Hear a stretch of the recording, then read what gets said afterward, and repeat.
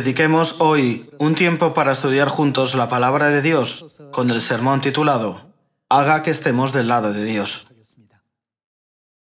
Es bien sabido que durante la Guerra Civil estadounidense, la situación del ejército de la Unión era mucho más desfavorable que la del ejército confederado.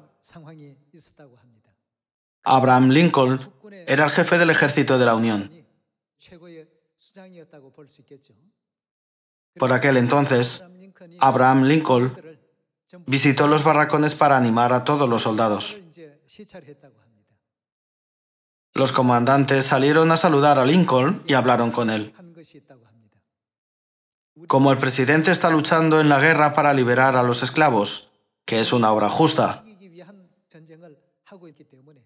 siempre oramos a Dios antes de entrar en batalla. ¿Qué tipo de oración ofrecen?, preguntó Lincoln.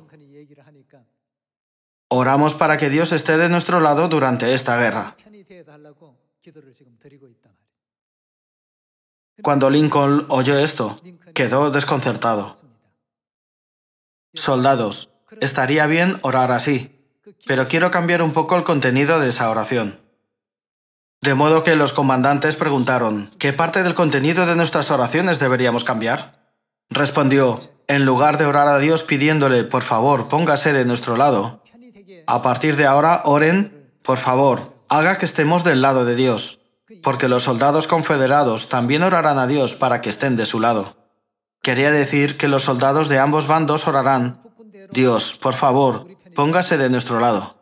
Y continuó, sin embargo, si estamos del lado de Dios, tanto si estamos en el ejército confederado como en el de la Unión, Dios sacará la conclusión más racional. Esta anécdota ha llegado hasta nuestros días. Al oír esto pensé, el presidente Lincoln sabía algo muy importante.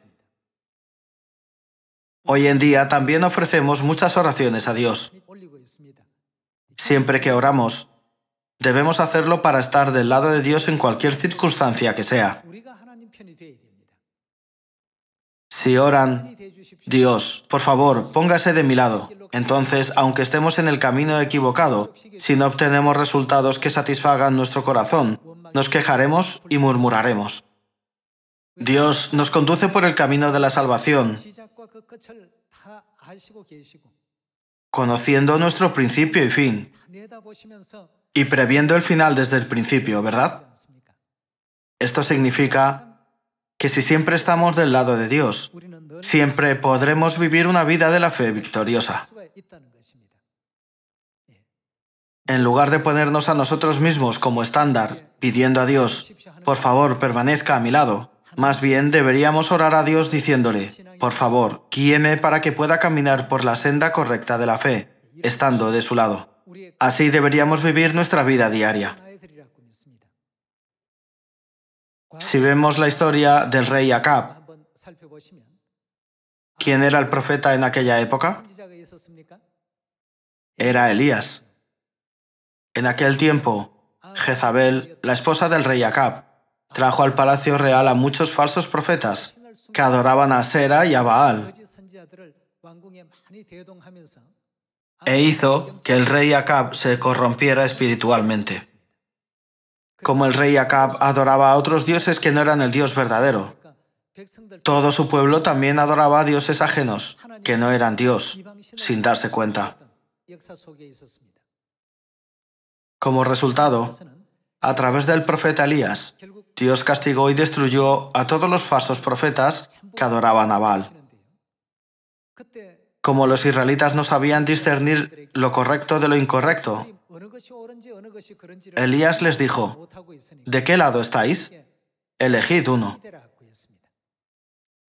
Dijo, si Jehová es el verdadero Dios que os salvará, estad del lado de Dios. Si creéis que Baal es Dios, entonces estad del lado de Baal. ¿De qué lado quería el profeta Elías que estuvieran todos los israelitas? Quería que estuvieran del lado de Dios. Así, en el Monte Carmelo ocurrió una batalla espiritual. Solo un profeta estaba del lado de Dios, Elías. Los otros 850 profetas estaban del lado de los falsos dioses. Era un partido de 850 contra 1. Los dos bandos acordaron escoger un buey, cortarlo en pedazos y ponerlo sobre leña e invocar a sus respectivos dioses. El Dios que responda a la oración será el verdadero Dios. Como lo superaban en número, Elías dijo: «Ustedes deben comenzar primero, ya que son muchos». Entonces invocaron el nombre de sus dioses, comenzando desde la mañana. Oraron fervientemente a sus dioses diciendo: «Respóndenos», pero no obtuvieron respuesta, no pasó nada. Sin embargo, cuando Elías reunió a todos los israelitas y ofreció una oración a Dios, cayó fuego del cielo y quemó el buey del altar para que todos los israelitas supieran que Jehová es el Dios verdadero. Todos los falsos profetas fueron apresados y llevados al arroyo de Cisón para que nadie pudiera escapar. Al final, fueron degollados allí. Así logró una victoria tan grande. Había 850 profetas del lado de Baal, pero solo uno estaba del lado de Dios. Hermanos, Dios mostró varias escenas históricas registradas en la Biblia y nos enseñó a través de ellas que el resultado lleno de gracia de la victoria siempre se da a aquellos que están del lado de Dios. Existen más ejemplos. En Daniel capítulo 2, el rey Nabucodonosor vio una estatua. La cabeza era de oro, el pecho y los brazos de plata, el vientre y los muslos de bronce, y las dos piernas de hierro. Al escuchar la interpretación de Daniel, el rey Nabucodonosor llegó a saber cómo avanzaría la historia de los reinos en el futuro. Después de enterarse de que la cabeza de oro representaba a su reino, el imperio de Babilonia, se le ocurrió una idea extraña. Levantó una enorme estatua de oro en el campo de Dura. El rey Nabucodonosor pensó: ya que Daniel dijo, «Tú eres aquella cabeza de oro», si la estatua está hecha de oro, de la cabeza a los pies, entonces el imperio babilónico podría durar para siempre. Levantó una enorme estatua y ordenó a todos los funcionarios de Babilonia que se reunieran y se postraran ante esta estatua. Sin embargo, como sabemos, ¿qué hicieron los tres amigos de Daniel? No se inclinaron ante la estatua. ¿Qué tipo de mentalidad tenían? No estaban del lado de la estatua ni del rey, sino ¿de qué lado estaban? Estaban del lado de Dios. Cuando contemplaron la situación desde la perspectiva de Dios, fueron capaces de comprender que todo lo que la gente estaba haciendo no era agradable a Dios. Por eso nunca pudieron adorar la estatua como esa gente. Fue porque estaban del lado de Dios. Después, los tres amigos fueron arrojados a un horno de fuego, pero las llamas no les hicieron ningún daño, ni se les quemó un pelo de la cabeza. Hermanos, cuando miramos los registros de los tres amigos en el libro de Daniel, ¿cuál fue el resultado de los que estaban del lado de Dios? Su fe les permitió obtener la victoria, y Dios les colocó en una posición de la que más tarde podrían recibir una gran gloria. Por lo tanto, los que están del lado de Dios son los que tienen fe y siempre salen victoriosos. Desde un punto de vista espiritual, son aquellos con los que Dios se siente más complacido. Sin olvidar estos hechos, ¿de qué lado deberían estar siempre todos los miembros de Sion mientras recorren el camino de la fe? En lugar de orar a Dios diciendo, «Dios, ¿por qué no está de mi lado? Por favor, póngase de mi lado para que pueda lograr lo que quiero hacer». Deberíamos orar, «Dios, ¿cuál es su voluntad? Por favor, guíeme para que yo pueda estar de su lado. Por favor, déjeme estar siempre de su lado». ¿No deberíamos orar así? Incluso en la época de la iglesia primitiva, algunas personas tomaban partido diciendo, «Yo soy de Pablo», o «Yo soy de Pedro», o «Yo soy de Apolos». La gente tiende a tomar partido y a dividirse en grupos. Esto ocurre a veces porque quieren que su grupo sea superior a otros grupos y también quieren ser tratados mejor que los demás. Por eso el apóstol Pablo se golpeaba el pecho angustiado. Él dijo: todos sois un solo cuerpo, porque todos participáis de un mismo pan y creéis en un solo Dios. ¿Por qué decís yo soy de Pablo o yo soy de Apolos? No fue Pablo quien los salvó, ni Apolos, pero debido a que estos dos eran los líderes de la iglesia, algunos miembros decían: yo pertenezco más a alguien, estoy más cerca de él. Hermanos, ¿a quién debieron de mirar? Debieron de mirar a Dios. Sin embargo, se produjo un malentendido. Debieron decir: estemos siempre del lado de Dios. Por eso el apóstol Pablo señaló que era erróneo pensar: estaré del lado de Pablo, estaré del lado de Apolos. Yo planté, Apolos regó, pero el crecimiento lo ha dado Dios. Así que ni el que planta ni el que riega son nada. Cualquiera puede plantar y regar, pero el que puede hacer que brote, que se ramifiquen, que florezcan las flores, que se produzcan frutos, el que puede hacer que las cosas cobren vida es... ¿Quién es el único que puede hacer esto? Es solo Dios. No somos más que los intermediarios para presentaros a Dios. No somos nada especial. Así, Pablo se describió a sí mismo como colaborador entre Dios y el pueblo. Hermanos, hoy en día, mientras recorremos el camino de la fe, cuando nos enfrentamos a una situación complicada y confusa, en la que es difícil tomar una decisión, deberíamos pensar: siempre estaré del lado de Dios. Si nos aferramos a este tipo de fe, Dios siempre nos abrirá el camino de la victoria y nos dará sabiduría y fe para que podamos salir victoriosos, incluso en la última gran batalla espiritual. Por otro lado, si oramos: Dios, ¿por qué no está de mi lado? ¿Por qué solo escucha a esa persona? ¿Por qué abre sus oídos a lo que Él dice e ignora lo que yo digo? Cuando nos volvemos egocéntricos, nuestra fe llega a debilitarse. Por eso, en cualquier situación y circunstancia a la que nos enfrentemos, debemos preguntarnos siempre: ¿estoy del lado de Dios en todo momento? Vamos a confirmar a través de la Biblia acerca de los hombres que estaban del lado de Baal y del hombre que estaba del lado de Dios. Vayamos a 1 de Reyes, capítulo 18. Si vemos las palabras de 1 de Reyes, capítulo 18, versículo 19, dice: envía pues ahora y congrégame a todo Israel en el monte Carmelo, y los 450 profetas de Baal y los 400 profetas de Asera, que comen de la mesa de Jezabel. Entonces Acab, él era el rey en ese momento. Entonces el rey Acab convocó a todos los hijos de Israel y reunió a los profetas en el monte Carmelo. Y acercándose Elías a todo el pueblo dijo: ¿hasta cuándo claudicaréis vosotros entre dos pensamientos? Elías quiso decir: ¿por qué dudáis de estar del lado de Dios? Estaba muy angustiado.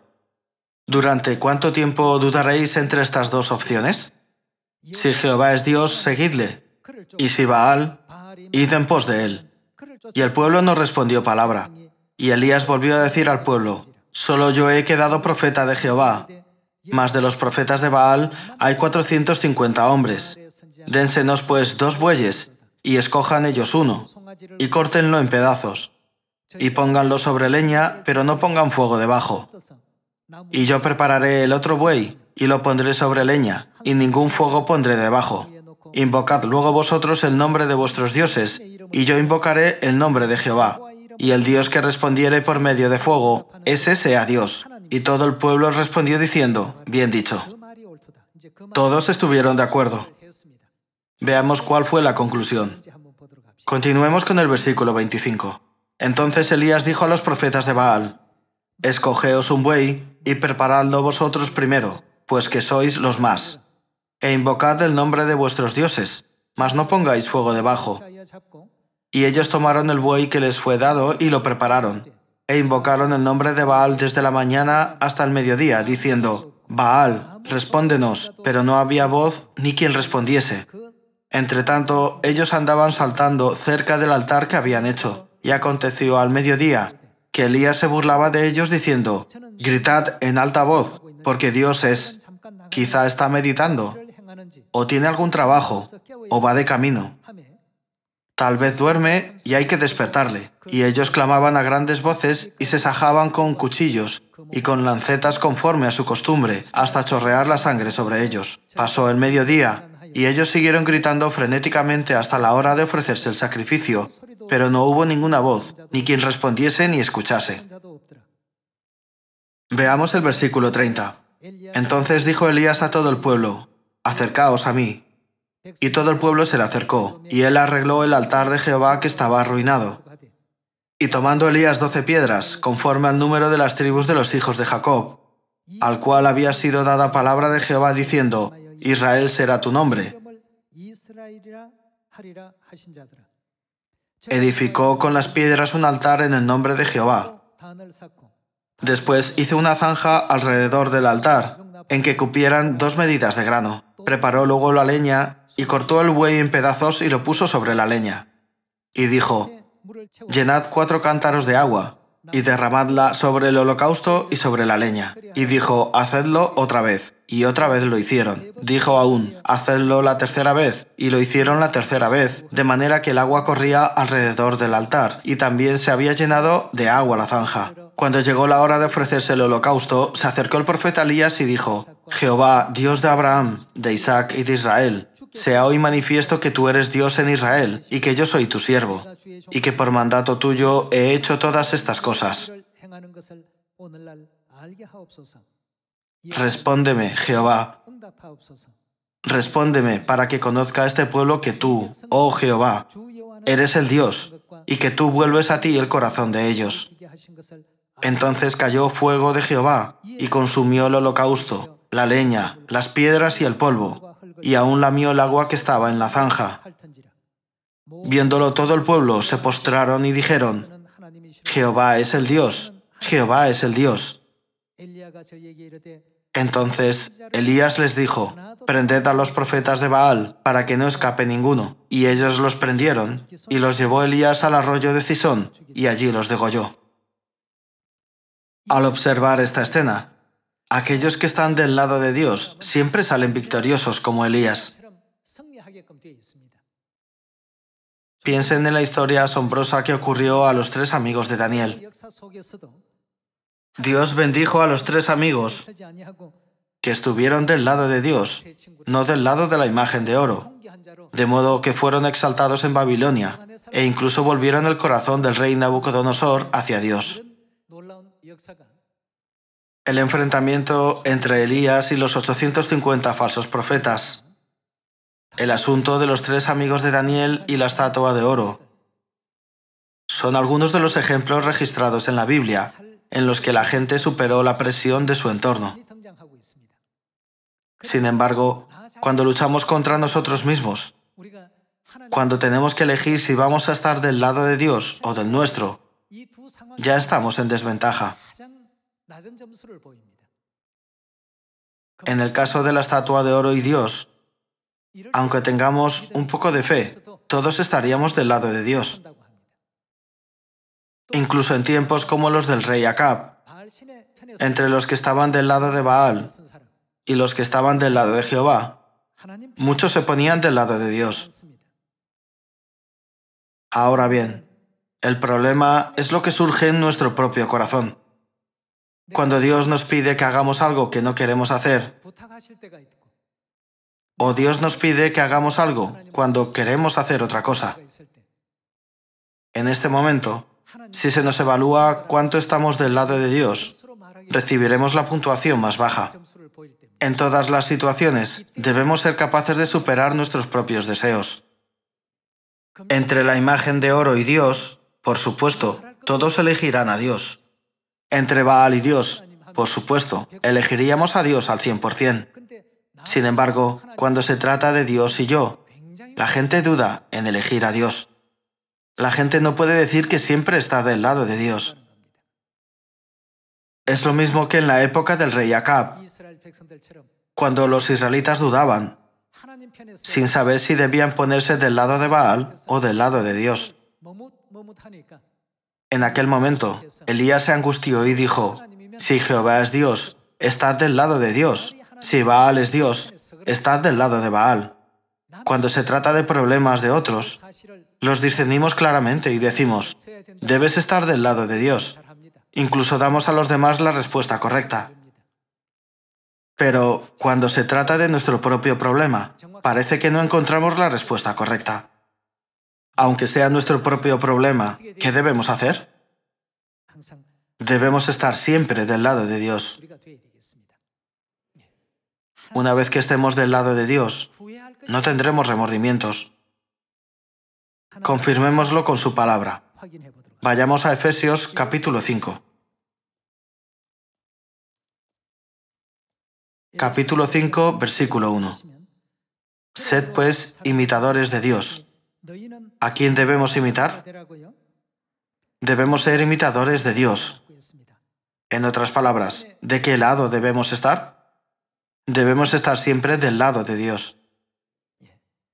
Sed pues imitadores de Dios, como hijos amados, y andad en amor, como también Cristo nos amó, y se entregó a sí mismo por nosotros, ofrenda y sacrificio a Dios en olor fragante. A menudo decimos, Dios, puedo hacerlo todo menos esto. Por ejemplo, supongamos que nos enfrentamos a la misma situación que Abraham.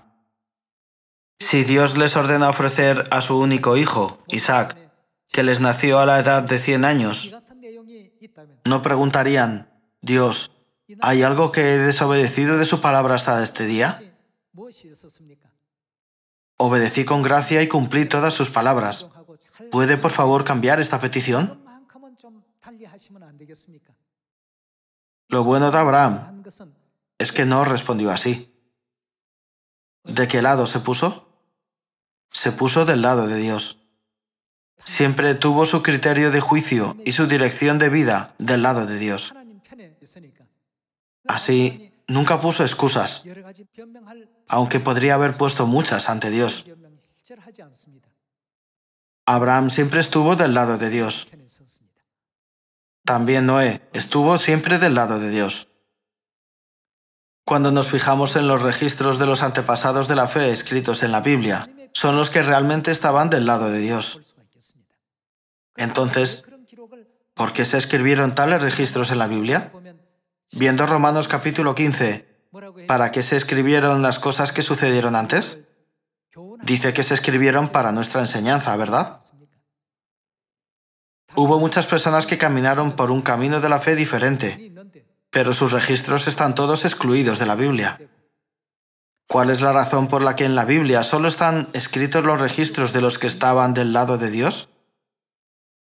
En el caso de Abraham, habría habido muchas formas de poner excusas, pero él fue fiel a Dios y tuvo una fe correcta hacia Dios.